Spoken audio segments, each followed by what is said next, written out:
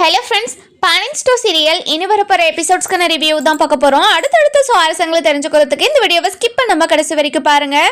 நம்ம ராஜ் இருந்துட்டு ஐபிஎஸ் ஆகிற கனவு நடக்காமல் போயிடுமோன்னு நினச்சி ரொம்ப வருத்தப்பட்டு உட்காந்துக்கிட்டு இருக்காங்க. இதை பார்த்த கதிர் இருந்துட்டு, என்ன ராஜி ஆச்சு, நானும் உன்னை காலையிலேருந்து பார்த்துக்கிட்டு தான் இருக்கேன், நீ ஏதோ ஒரு மாதிரி சோகமாக உட்காந்துக்கிட்டு இருக்கே, என்ன ஆச்சு ராஜி அப்படின்னு சொல்லி கேட்கவும், ராஜ் இருந்துட்டு, இல்லை கதிர், நான் சின்ன வயசுலேருந்து ஐபிஎஸ் ஆகணும்னு ரொம்பவே ஆசைப்பட்டேன், என்னோட கனவு நடக்காமல் போயிடுமோன்னு நினச்சாவே எனக்கு ரொம்ப பயமா இருக்குது அப்படின்னு சொல்றாங்க.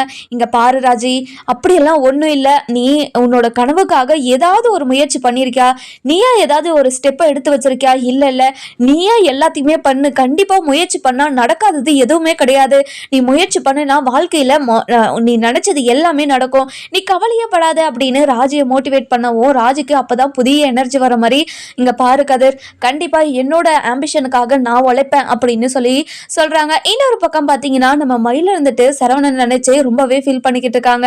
சரவணன் மாமா எதுக்காக எனக்கு இவ்வளோ பெரிய துரோகத்தை பண்ணாங்க, அதுக்காக தான் நான் எவ்வளோ மன்னிப்பு கேட்டோம், காலில் விழுந்தோம், என் வயிற்றுல குழந்தை இருக்குதுன்னு சொல்லியும் என்னை மன்னிக்க முடியாமல் போயிடுச்சு அவங்களுக்கு. இனிமே அவரை நான் எந்த ஒரு தொந்தரவுமே பண்ண மாட்டேன், அவரோட வாழ்க்கையில் இன்னொரு பொண்ணு வரணும்னு ஆசைப்படுறாரா, அவரோட வாழ்க்கையை வாழ்ந்துக்கிட்டோம், இனிமே அவருக்கும் எனக்கும் எந்த சம்மந்தமும் இல்லை, அவர் ஆசைப்பட்ட மாதிரியே நான் டிவோர்ஸ் கொடுத்துறேன் அப்படின்னு நினச்சி உள்ளுக்குள்ளேயே அவங்களே அழுதுகிட்டே இருக்காங்க. நம்ம அதாவது பாக்கியம் இருந்துட்டு, இங்க பாருடி மயிலு, நீ இப்படி இருக்கிறத பார்த்தா எனக்கு ரொம்ப கஷ்டமா இருக்குதுடி, ஏன்டி இப்படி பண்ணிட்டு இருக்க, இங்க பாருமா, என்னோட விஷயத்துல நீ முடிவு எடுக்காதன்னு உன்கிட்ட ஏற்கனவே சொல்லிட்டேன், எதுக்காக என்னோட விஷயத்துல நீ இப்படி பேசிக்கிட்டே இருக்க, இதை பத்தி நீ எதுவுமே பேசக்கூடாது, நான் இப்படி இருக்கேன்னா கொஞ்ச நாள்ல நான் மாறிடுவேன், நீங்க யாருமே என்னை பத்தி பேசாதீங்க அப்படின்னு சொல்லிடுறாங்க. அடுத்த நாள் காலையில நம்ம ராஜு இருந்துட்டு முத வேலையா யாருமே எந்திரிக்காத போது எழுந்து போயிட்டு ட்ரைனிங், அதாவது ரன்னிங்ல அப்படியே ப்ராக்டிஸ் பண்ணலாம் அப்படின்னு சொல்லிட்டு கிரவுண்டுக்கு போயிட்டு ப்ராக்டிஸ் பண்ணிட்டு இருக்காங்க. காலையில் எழுந்த உடனே நம்ம கதிர் இருந்துட்டு ராஜை பார்க்குறாங்க. ராஜு இல்லாததை பார்த்துட்டு ரொம்பவே பதட்டமா பாத்ரூமில் பார்க்குறாங்க, வீட்டுக்குள்ள எல்லாத்தையும் இடத்துலையும் தேடி பார்க்குறாங்க. அந்த நேரம் பார்த்து நம்ம காந்திமதி இருந்துட்டு தண்ணி குடிச்சிட்டு வெளியே வராங்க. வெளியே வந்த உடனே என்ன கதிர், நீ ராஜு கூட போய்ப்பன்னு நினைச்சா நீ இங்கே வர, என்னாச்சு உனக்கு, அவ கூட நீ போகலையா அப்படின்னு சொல்லி கேட்கவும், அம்மாச்சி ஒரு நிமிஷம் அம்மாச்சி நான் வரேன் அப்படின்னு சொல்லிட்டு ராஜு கிரவுண்டுக்கு தான் போயிருப்பாங்கன்னு புரிஞ்சுக்கிட்டு கிரவுண்டுக்கு ஓடி போகிறாங்க. ஓடி போய் கிரவுண்டில் நம்ம ராஜியை பார்த்த உடனே ரொம்பவே எமோஷ்னல் ஆயிடுறாங்க. என்ன ராஜி, நீ பாட்டுக்கு எந்திரிச்சு வந்திருக்க, என்கிட்ட ஒரு வார்த்தை சொல்லியிருக்கலாம்ல, நான் உன்னை கூட்டிகிட்டு போயிருப்பேன்ல அப்படின்னு சொல்லவும், இல்லை கதிர், என்னோட கனவுக்காக நான் இனிமேல் முயற்சி பண்ணி என்னோட கனவை நிறைவேற்ற போகிறேன், நீ கவலைப்படாத, கண்டிப்பாக நான் சீக்கிரமாக ஐபிஎஸ் ஆகி உன் முன்னாடி நிற்பேன், நீ கவலைப்படாத கதிர் அப்படின்னு சொல்லவும், இந்த ராஜி தண்ணி குடி அப்படின்னு சொல்லி கொடுக்குறாங்க. அதுக்கப்புறம் என்ன, நம்ம ராஜு ரொம்பவே சந்தோஷமா, உன்ன மாதிரி ஒரு புருஷன் கிடைக்கிறதுக்கு நான் கொடுத்து வச்சிருக்கணும், இந்த உலகத்துல யாருக்குமே கிடைக்காத ஒரு புருஷன் எனக்கு கிடைச்சிருக்காங்க கதிர் அப்படின்னு சொல்லி ரொம்ப எமோஷனலா பேசிக்கிட்டு இருக்காங்க. இன்னொரு பக்கம் பார்த்தீங்கன்னா, நம்ம பாண்டியன் வந்துட்டு கோமதி மேல பயங்கர கோவத்துல இருக்காங்க. அதாவது கோமதி பாண்டியனுக்கு ஒரு வேலையுமே செஞ்சு வைக்க மாட்டாங்க. இதை நினைச்சு ரொம்பவே வருத்தப்பட்டாலையும், இவன் என்ன செய்யறது, இனிமே நானே செஞ்சுக்கிறேன் அப்படின்னு ஒவ்வொரு வேலையும் செய்யறாங்க. ஆனா இந்த வேலையெல்லாம் ரொம்ப கஷ்டமாக தான் இருக்குது. கோமதி எப்படி செய்வாளோ, அவ ரொம்ப ரொம்ப ரொம்ப பாவம், நம்ம கடையில் வேலை செய்கிறத விட வீட்டில் நிறைய வேலை செய்கிறா, வீட்டில் எந்த ஒரு வேலையுமே இல்லைன்னு நினச்சிக்கிட்டு இருந்தேன், ஆனால் என்னோட வேலையை நான் பார்க்குறப்ப தான் எனக்கே தெரியுது, வீட்டில் இருக்கிற எல்லாருக்கும் எல்லா வேலையும் செஞ்சு கொடுக்குறாளே, அவளுக்கு எவ்வளோ கஷ்டமாக இருக்கும், அவள் வீட்டில் சும்மா இருக்காளன்னு நினச்சிக்கிட்டு இருந்தேன், ஆனால் இந்த வேலையெல்லாம் செய்கிறப்ப தான் எனக்கே தெரியுது அவள் இவ்வளோ வேலை செஞ்சுக்கிட்டு இருக்கான்னு அப்படின்னு நம்ம பாண்டியன் ஒரு பக்கம் கோமதியை நினச்சி ஃபீல் பண்ணிக்கிட்டு இருக்காங்க. அதுக்கப்புறம் நம்ம கோமதி இருந்துட்டு, மா உனக்கு ஏதாச்சும் சாப்பாடு வேண்டுமாம்மா, எடுத்துகிட்டு வந்து கொடுக்கவா அப்படின்னு சொல்லி கேட்கவும், இல்லை கோமதி எனக்கு வேண்டாம், எனக்கு இப்போதான் ஒரு மாதிரி இருக்குது, நான் அப்புறமா சாப்பிட்றேன், நீ போய் சாப்பிடு கோமதி அப்படின்னு சொல்லிடுறாங்க. அந்த நேரம் பார்த்து நம்ம மீனா வராங்க. மீனா வந்த உடனே கோமதி கிட்ட வந்து, அத்தை என்னத்தை உங்களோட லவ்ஸ் எப்படி போகுது அப்படின்னு சொல்லி கேட்கும். என்ன மீனா நீ வேற என்ன கேட்குற, அவரு என்னை கண்டுக்கவே மாட்டேங்கிறாரு, அவர் வேலையை அவரே செஞ்சுக்கிறேன்னு எல்லா வேலையும் செஞ்சுக்கிட்டு இருக்காரு, இங்க பாருங்க இன்னும் கொஞ்ச நாளைக்கு மட்டும்தான் இந்த மாதிரி நடந்துப்பாரு, கண்டிப்பா அவருக்கே கஷ்டம் வரும், ஐயோ! நம்மளால செய்ய முடியலையேன்னு நெனச்சு, ஒரு மாரி லூஸ் ஆகுவாரு. கண்டிப்பா அப்ப வந்து உங்ககிட்ட பேசுவாங்க. நீங்க கவலையப்படாதீங்க. இப்படியே மெயின்டெயின் பண்ணுங்க அப்படின்னு சொல்லவும், அந்த நேரம் பார்த்து நம்ம சரவணன் வராங்க. வந்த உடனே, "என்ன மீனா, நீ நீ ட்ரெய்னிங் குடுத்து தான் என்னோட அம்மா என் அப்பா கிட்ட இப்படியெல்லாம் பண்ணிட்டுருக்காங்களா?" அப்படின்னு சொல்லி கேட்குறாங்க. "ஐயோ! மாமா அப்படியெல்லாம் ஒண்ணும் இல்ல மாமா. மாமா உங்ககிட்ட ஒரு விஷயத்த பேசலாமா?" அப்படின்னு சொல்லி கேட்கவும், "அ என்ன என்ன என்ன மீனா? என்ன பேசணும்? இங்க பாரு மீனா, ஆ இது தங்கமயில பத்தி என்கிட்ட ஏதாவது பேசுறதா இருந்தா கண்டிப்பா நீ என்கிட்ட பேசவே பேசாத அப்படின்னு சொல்லவும், இங்க பாருங்க மாமா, ஒரே ஒரு 5 நிமிஷம் மட்டும் உங்ககிட்ட தனியா பேசணும் வாங்க மாமா அப்படின்னு சொல்லிட்டு வெளியே கூட்டிட்டு போறாங்க. இதை பார்த்து நம்ம கோமதிக்கு ஒரு மாதிரி ஷாக் ஆயிடுது. என்னதான் பேசுறாங்க இவங்க அப்படின்னு சொல்லி அவங்க பாட்டுக்கு வேலையை பார்த்துக்கிட்டு இருக்கவும், நம்ம மீனா இருந்துட்டு போயிட்டு கதிர்கிட்ட சரவணன் கிட்ட, இங்க பாருங்க மாமா, நீங்க மயிலாக்கா கிட்ட பேசினது மிகப்பெரிய தப்பு மாமா. எப்படி மாமா இப்படி ஒரு வார்த்தையை நீங்க பேசுனீங்க? நீங்களா பேசுனீங்கன்னு அவங்க சொன்னப்போ என்னால நம்பவே முடியல. அவங்க எவ்ளோ ஃபீல் பண்ணாங்கன்னு உங்களுக்கு தெரியுமா? அவங்க ஃபீல் பண்ணத பார்த்துட்டு எனக்கே ரொம்ப கஷ்டமா இருந்துச்சு. "ஏன் மாமா இப்படியெல்லாம் பண்ணீங்க? நீங்க பண்ணது மிகப்பெரிய தப்பு மாமா" அப்படின்னு சொல்றாங்க. அதுக்கப்புறமா இத கேட்ட நம்ம அதாவது யாரு நம்ம சரவணன் இருந்துட்டு, "இங்க பாருப்பா மயிலு, இங்க பாருப்பா மீனா, நான் பண்ணது எல்லாமே தப்பு தான். நான் இல்லன்னுலாம் சொல்லல. ஏதோ கோவத்துல எனக்கு என்ன பேசுறேன்னு தெரியாம பேசிட்டேன். அதையெல்லாம் தப்புன்னு நான் புரிஞ்சுக்கிட்டேன். ஆனா என்னால மன்னிப்பெல்லாம் கேட்க முடியாது. இங்க பாருங்க மாமா, தப்பு பண்ணிட்டு எப்படி மன்னிப்பெல்லாம் கேட்க முடியாதுன்னு சொல்றீங்க? நீங்க மன்னிப்பு கேட்கணும் மாமா" அப்படின்னு சொல்றாங்க. "இங்க பாருங்க மாமா, நான் இப்போ அவங்களுக்கு ஃபோன் பண்ணி குடுக்குறேன்.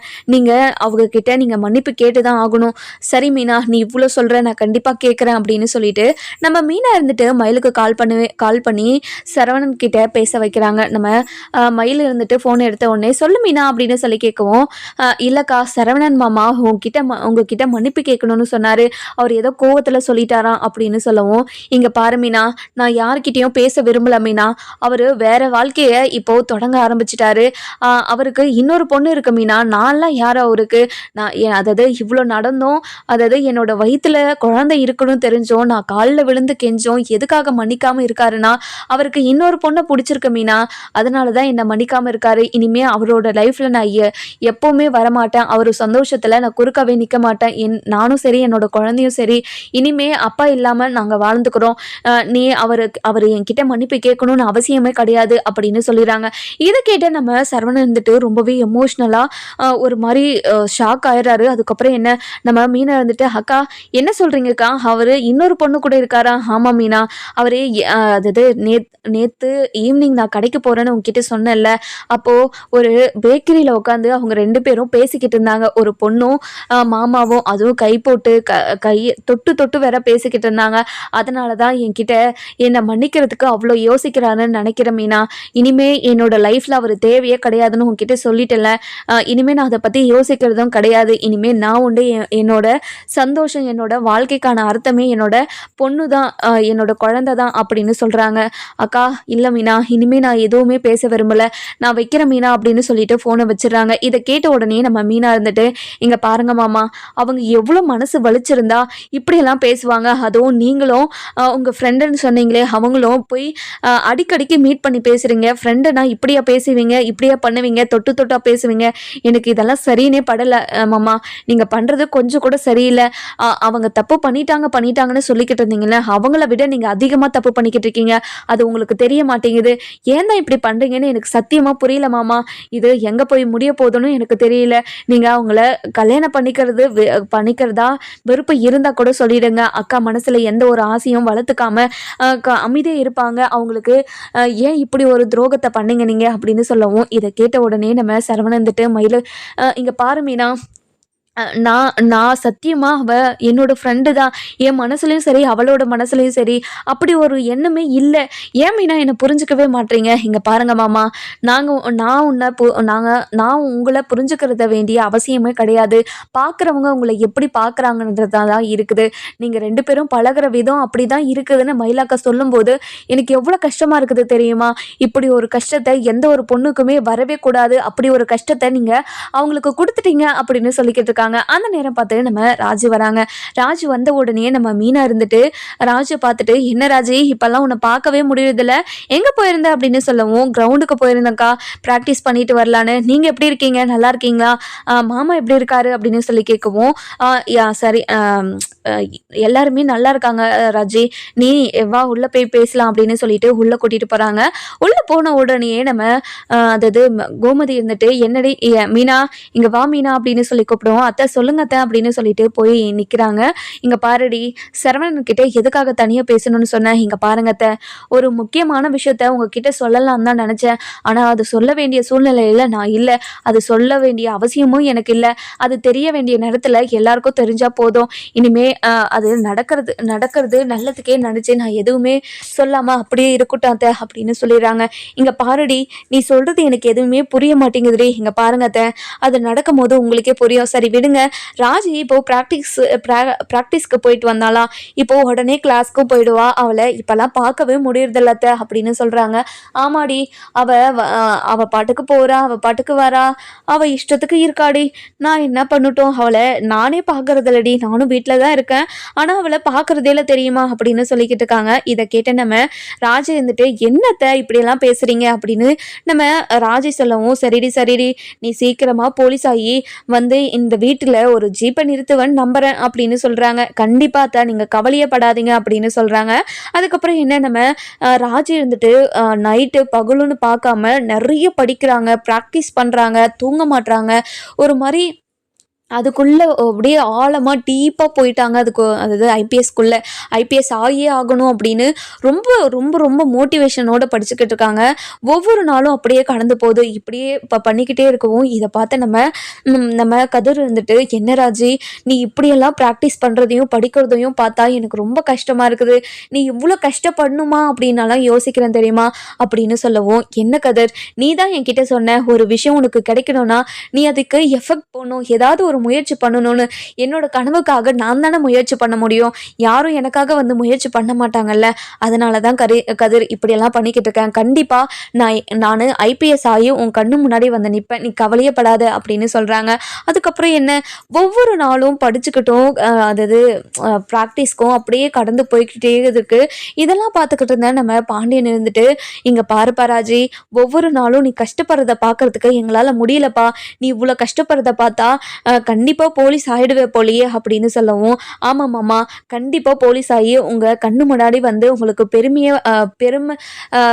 உங்களை பெருமைப்படுத்துவேன், நீங்கள் கவலையே படாதீங்க" அப்படின்னு சொல்கிறாங்க. "இங்கே பாருமா, உன்ன மாதிரி ஒரு மருமக கிடைச்சதுக்கு நான் ரொம்ப சந்தோஷப்படுறேம்மா" அப்படின்னு பாண்டியன் இருந்துட்டு ராஜை பார்த்து ரொம்பவே சந்தோஷப்படுறாங்க. அதுக்கப்புறம் நம்ம அப்பத்தா இருந்துட்டு, "இங்கே பாரு கதிர், என்னோட பேத்தியை நீ எப்படியெல்லாம் பார்த்துக்கிற, அவளோட ஆசையை உன்னோட ஆசையை நினச்சி அவளுக்கு எவ்வளோ சப்போர்ட் பண்ணுற, இந்த உலகத்தில் யாருமே இப்படி பண்ண மாட்டாங்கப்பா. நீ என்னோட பேத்தியை அப்படி பார்த்துக்கிற, என் பேத்தி சந்தோஷமாக இருக்கிறத ஒவ்வொரு நாளும் பார்க்க எனக்கு அவ்வளோ சந்தோஷமாக இருக்குது" அப்படின்னு சொல்கிறாங்க. இதெல்லாம் பார்த்துக்கிட்டு இருந்த நம்ம கோமதி இருந்துட்டு, என்ன இதில் நான் எதுவுமே இல்லையா, நான் உங்களுக்காக நான் எதுவுமே பண்ணலையா அப்படின்னு சொல்லவும், இதை கேட்ட உடனே, "என்னத்தை, நீங்கள் எல்லாருக்குமே நீங்கள் மட்டும்தான் அத்தை எல்லாத்தையுமே பண்ணுறீங்க, ஒவ்வொருத்தரையும் ஆரோக்கியமாக சந்தோஷமாக அவங்களுக்கு தேவையானது எல்லாத்தையுமே நீங்கள் தானே அத்தை பண்ணிக்கிட்டு இருக்கீங்க.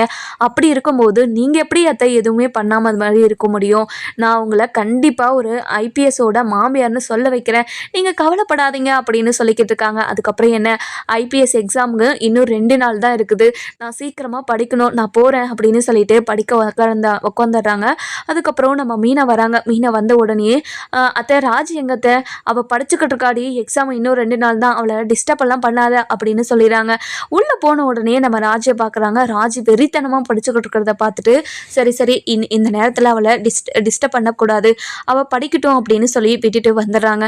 போன உடனே நம்ம கதிர் இருந்துட்டு ரொம்பவே சந்தோஷமாக ராஜியை பார்த்து அப்படியே ரசிச்சுக்கிட்டே இருக்கவும், நம்ம மீனா இருந்துட்டு, "என்ன கதிர், என்ன ராஜியை பார்த்து ரசிச்சுக்கிட்டு இருக்கியா" அப்படின்னு சொல்லி கேட்குறாங்க. "ஆமாம் ராஜி, ஆமாம் மீனா, அண்ணி, ஆமாம் அண்ணி, அவங்க ராஜி வந்து படிச்சுக்கிட்டு இருக்காளா, அவள் படிச்சுக்கிட்டு இருக்கா அழகா, அப்படியே ரசிச்சுக்கிட்டு இருக்கேன்" அப்படின்னு சொல்கிறாங்க. அதுக்கப்புறம் என்ன, நம்ம குமார் இருந்துட்டு அரசி ஞாபகத்திலேயே ரொம்பவே எமோஷ்னலாக அழுதுகிட்டே இருக்காங்க.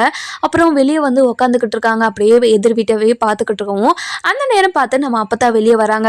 வெளியே வந்த உடனே அப்பத்தாவை பார்த்துட்டு குமார் இருந்துட்டு அப்பத்தா அப்பத்தா ப்ளீஸ் அப்பத்தா ஒரு நிமிஷம் மட்டும் என் கூட பேசுகிறீங்களா அப்படின்னு சொல்லி கேட்கவும் குமார் வாயா குமார் அப்படின்னு சொல்லிட்டு கூப்பிட்றாங்க. அதுக்கப்புறம் என்ன நம்ம குமார் ஓடி வந்து அப்பத்தா எப்படி இருக்கீங்க அப்பத்தா நல்லா இருக்கீங்களா சாப்பிட்டீங்களா அப்பத்தா வேலைக்கு நல்லா சாப்பிட்டுக்கிட்டு தானே இருக்கீங்க அப்படின்னு சொல்லி கேட்கவும் இங்கே பாரியா குமார் அங்கே இருந்ததை விட நான் இங்கே ரொம்ப சந்தோஷமாக இருக்கிறேன்.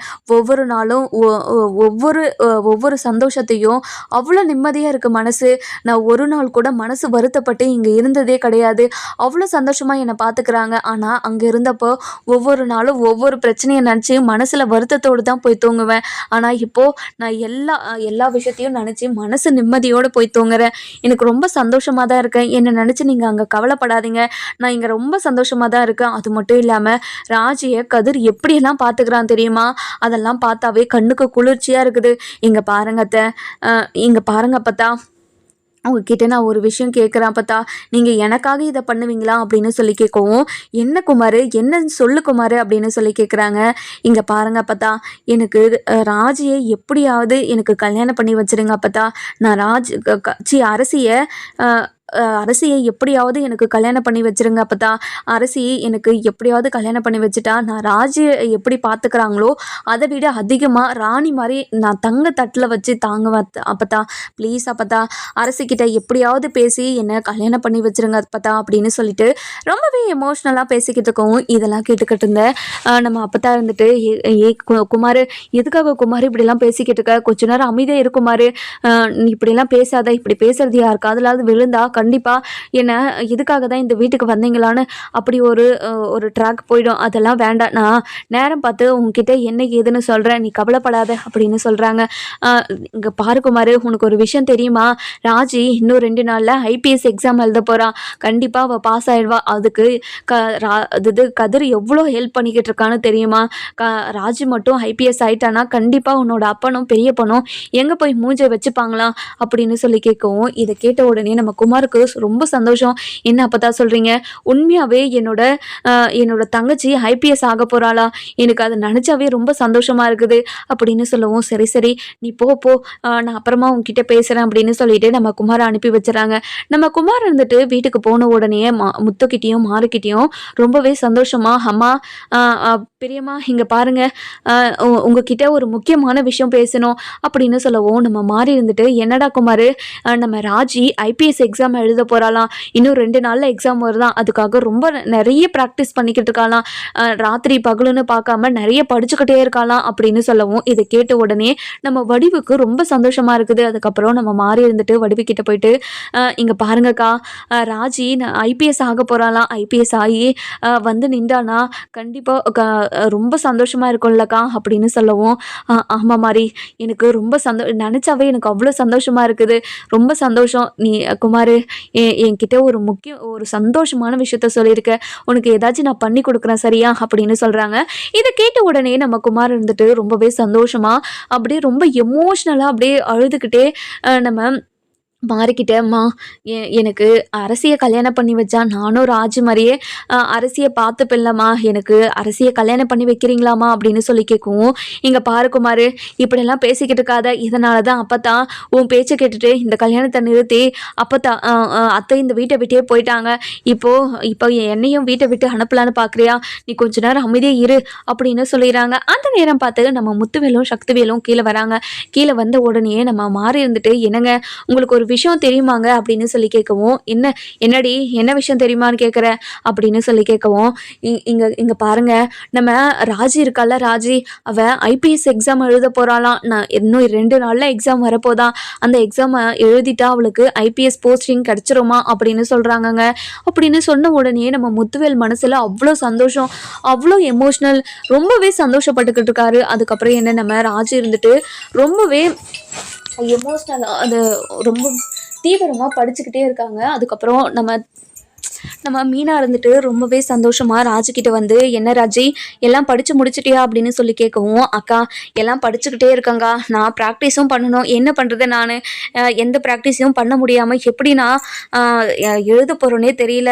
என்னடி என்ன ராஜி இத்தனை நாளாக நீ ரொம்பவே நைட்டு பகலுன்னு பார்க்காம படிச்சுக்கிட்டு தானே இருக்க, நீ கண்டிப்பாக பாஸ் ஆகிடுவ, நீ கவலையே படாத அப்படின்னு சொல்லவும், பாஸ் ஆகிட்டா ரொம்ப சந்தோஷம்தான், ஆனால் இவ்வளோ எஃபெக்ட் போட்டு பாஸ் ஆகாமல் போயிட்டேன்னா எனக்கு ரொம்ப கஷ்டமாக இருக்குது அதை நினச்சாவே.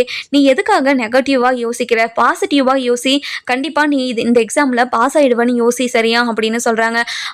அப்படியே 2 நாள் கடந்து போகுது. அதுக்கப்புறம் என்ன, நம்ம ராஜு இருந்துட்டு எக்ஸாம் எழுதுறதுக்காக காலையில் எழுந்து குளிச்சு கோவிலுக்கு போயிட்டு வந்து எல்லார் காலையும் விழுந்து ஆசீர்வாதம் வாங்குறாங்க. அதுக்கப்புறம் பாண்டியனும் கோமதியும், இங்கே பாரமா ராஜி, இந்த எக்ஸாமை நல்லபடியாக எழுதி இந்த எக்ஸாமில் பாஸ் ஆகி நீ ஐபிஎஸ்ஸாக ஆகி வந்து நிற்ப, நீ கவலையப்படாமல் போய் எக்ஸாம் எழுது அப்படின்னு சொல்கிறாங்க. நம்ம கதிர்கிட்ட, இங்கே பாரு கதிர், நான் ஐபிஎஸ் எக்ஸாம் எழுத போகிறேன், என்ன நீ ஆசீர்வாதம் பண்ணு கதிர் அப்படின்னு சொல்லவும், இங்கே பாரு ராஜி, என்னோட ஆசீர்வாதமும் என்னோட சப்போர்ட் எல்லாமே உனக்கு எப்போவுமே இருக்கும், நீ கவலையப்படாத, உன்னோட இந்த முயற்சி கண்டிப்பாக ஒரு பலனை கொடுக்கும், நீ கவலையே படாமல் போய் எக்ஸாம் எழுது அப்படின்னு சொல்லி நம்ம ராஜியை எக்ஸாம் சென்டருக்கு கூட்டிகிட்டு போகிறாங்க.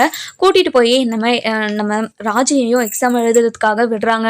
விட்ட உடனே நம்ம ராஜி இருந்துட்டு பயங்கர சந்தோஷம், ஒரு மாதிரி கொஷின் பேப்பரெல்லாம் பார்த்த உடனே அவ்வளோ சந்தோஷம். எல்லாமே தெரிஞ்ச கொஷின், ஒரு கொஷின் கூட தெரியாத கொஷின் இல்லை, எல்லாமே தெரிஞ்ச கொஷின்ன்றதுனால பயங்கர சந்தோஷம். அப்படியே டக்கு டக்கு டக்குன்னு ஒரு 15 நிமிஷத்துலேயே தன்னோட ஆன்சர் ஷீட்டை முடிச்சிடுறாங்க. முடிச்சு அப்படியே ஆன்சர் ஷீட்டும் கொடுத்துட்றாங்க. கொடுத்த உடனே அங்கே இருக்கிறவங்க எல்லாருக்குமே பயங்கர ஷாக், ஏன்னா இவ்வளோ சீக்கிரமாக எழுதிட்டாங்களா, அப்போ இவ்வளோ சீக்கிரம் எழுதியிருக்காங்கன்னா அவங்களுக்கு எதுவும் தெரியாது போல் அப்படின்னு சொல்லிட்டு நினச்சிக்கிட்டு எல்லாருமே நினச்சிருக்காங்க போல்.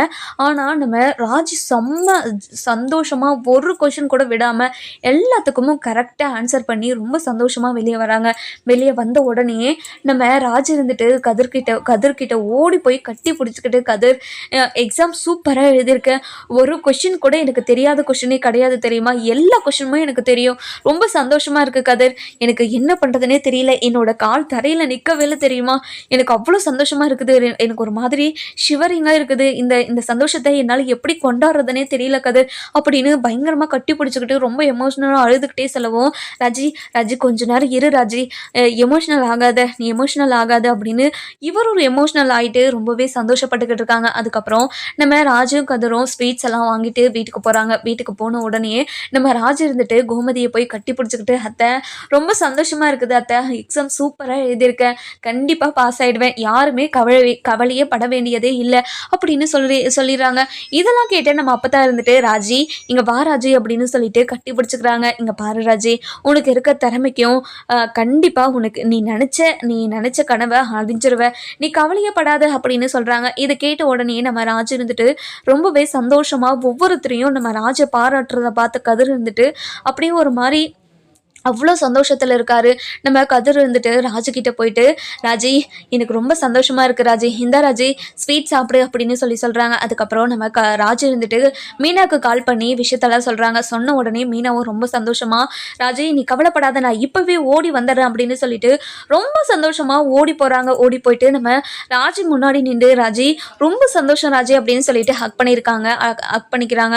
அதுக்கப்புறம் என்ன, இந்த விஷயம் மாரிக்கும் வடிவுக்கும் தெரிஞ்ச உடனே நம்ம வடிவ இருந்துட்டு மாரியை கட்டி பிடிச்சிக்கிட்டு, இங்கே பாரு மாதிரி என் பொண்ணு ஐபிஎஸ்ல பாஸ் ஆயிருக்கா, இந்த விஷயத்த அவகிட்ட போயிட்டு அவகிட்ட சந்தோஷமாக பேசணும்னு எனக்கு தோணுது, ஆனால் இந்த வீட்டில் இருக்கிறவங்களால எதுவுமே பண்ண முடியல, எனக்கு ரொம்ப கஷ்டமாக இருக்குது மாதிரி அப்படின்னு சொல்லி அழுதுகிட்டே இருக்கவும், அக்கா நீங்கள் கவலைப்படாதீங்கக்கா, ராஜி ரொம்ப சந்தோஷப்படுவா, அதுவும் உங்ககிட்ட சொல்ல முடியலன்னு நினச்சி ரொம்ப வருத்தவும் படுவா, நீங்கள் கவலைப்படாதீங்கக்கா அப்படின்னு சொல்கிறாங்க.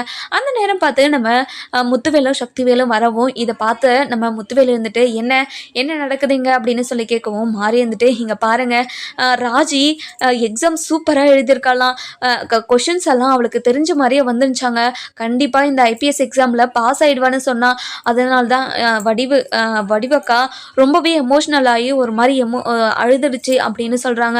இங்கே பாருங்கள், நான் போயிட்டு ராஜியை பார்த்துட்டு வந்துடுவாங்க, ராஜியை பார்க்கணுன்னு எனக்கு ரொம்ப ஆசையாக இருக்குது, ஒரே ஒரு முறை மட்டும் நான் ராஜியை பார்த்து பேசிட்டு வந்துடவா அப்படின்னு வடிவை வந்து முத்துக்கிட்ட கேட்கவும் நம்ம சக்திவேல் இருந்துட்டு இங்கே பாருங்க, இந்த வீட்டில் இருந்து யாருமே அந்த ஓடுகாலி குடும்பத்துக்கிட்ட போகவே கூடாது, எல்லாம் ஓடுகாலி குடும்பங்க, அவங்க கிட்ட போயிட்டு நீங்கள் என்னத்தை பேச போகிறீங்க, நம்ம குடும்ப கௌரவம் என்ன ஆகிறது அப்படின்னு சொல்லவும் இதை கேட்ட மாதிரி இருந்துட்டு என்னங்க என்ன குடும்ப கௌரவம், என்ன குடும்ப கௌரவன்ற என்ன குடும்பத்தில் என்ன கௌரவத்தை வச்சுக்கிட்டு இருக்கீங்க, எல்லாத்தையும் குடும்ப கௌரவத்தை கெடுத்தது எல்லாமே நீங்கள் தான். ஒரு பொண்ணு ஆசைப்பட்டவனை கல்யாணம் பண்ணிக்கிட்டா அவங்கள ஓடுகாலின்னு சொல்லுவீங்களா? நீங்கள் சொல்கிறது கேவலமாக இல்லை, குமார் கூட தான் அவ்வளோ தப்பு பண்ணியிருக்கான், அவனை மட்டும் நீங்கள் எல்லாத்துலேயும் மன்னிச்சு வீட்டுக்குள்ளே சேர்த்துக்கிட்டீங்க. ஆனால் ராஜு ஒரே ஒரு தப்பு தான், தனக்கு பிடிச்சவனை கல்யாணம் பண்ணிக்கிட்டா அதுக்கு நீங்கள் இப்படியெல்லாம் பண்ணுவீங்களா? நீங்கள் இப்படியெல்லாம் பண்ணுறது மிகப்பெரிய தப்பு, எதுக்காக இப்படியெல்லாம் பண்ணீங்க அப்படின்னு ரொம்பவே எமோஷ்னலாகவும் கோபமாகவும் பேசவும் அந்த நேரம் பார்த்து நம்ம முத்துவேல இருந்துட்டு நம்ம சக்தி கொஞ்ச நேரம் அமைதியாரு மாறி, நானும் வரேன் வா, ராஜுக்கிட்ட பேசலாம் அப்படின்னு சொல்லி கூட்டிகிட்டு போகிறாங்க. இதை பார்த்து நம்ம சக்திவேலுக்கு பயங்கரமாக ஷாக் ஆகிடுது. என்ன இவர் போய் பேசுகிறேன்னு சொல்கிறாரே, இல்லை இதில் நடக்கவே கூடாதே அப்படின்னு சொல்லி யோசிக்கவும் நம்ம வடிவு இருந்துட்டு ரொம்பவே சந்தோஷமாக முத்துவேலை கூப்பிட்டுக்கிட்டு நம்ம ராஜுக்கிட்ட போகிறாங்க. ராஜு இருந்துட்டு ரொம்பவே சந்தோஷமாக பேசிக்கிட்டு இருக்கவும் நம்ம வடிவு இருந்துட்டு ராஜி அப்படின்னு சொல்லி கூப்பிட்றாங்க. நம்ம ராஜி அவங்க அம்மா சத்தம் கேட்ட உடனே ரொம்ப எமோஷ்னலா ஓடி வந்து மா அப்படின்னு கட்டி பிடிச்சிக்கிறாங்க. நம்ம ராஜியால எல்லா குடும்பமும் ஒன்று சேருமா சேராதான்னு சொல்லிட்டு நம்ம வர எபிசோட்ல பார்க்கலாம். இந்த வீடியோ உங்களுக்கு பிடிச்சிருந்தா லைக் பண்ணுங்க, சப்ஸ்கிரைப் பண்ணுங்க, மறக்காம பெல் ஐகானை கிளிக் பண்ணிக்கோங்க.